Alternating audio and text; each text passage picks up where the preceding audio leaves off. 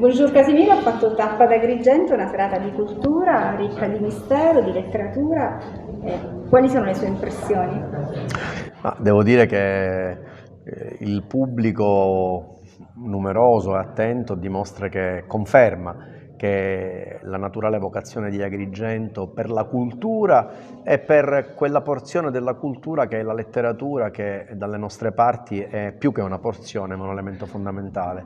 Essere qui con Bonjour Casimiro, che è un libro di suggestioni non soltanto letterarie ma anche storiche, potrei dire anche simboliche, è per me un onore, perché devo dire che non potevo trovare migliore accoglienza.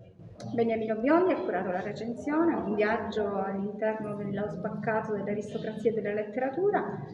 Ti è sembrata una serata importante? Direi una serata di alta cultura per Agrigento di fronte a un libro colto e raffinato con una scrittura incisiva e magnetica. Un volume che recupera un pezzo di storia siciliana ma usa le vicende della cronaca come pretesto per un racconto assai più ampio che riguarda i destini generali della nostra letteratura.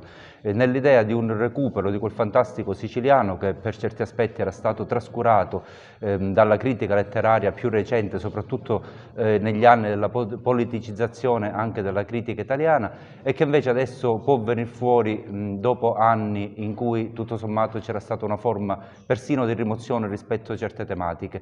È una Sicilia che parte da lontano, che parte da Capuana, che arriva fino a Pirandello, che decodifica e decostruisce anche queste forme di fantastico e che arriva fino al libro di Alberto Samonà, che in qualche maniera apre anche una nuova direzione per la nostra letteratura, e quindi al di là dell'enorme pregio di scrittura del volume, del racconto delle vicende della famiglia Piccolo, di Casimiro e del poeta Lucio, in qualche maniera credo che possa offrire appunto una direzione nuova per la nostra letteratura.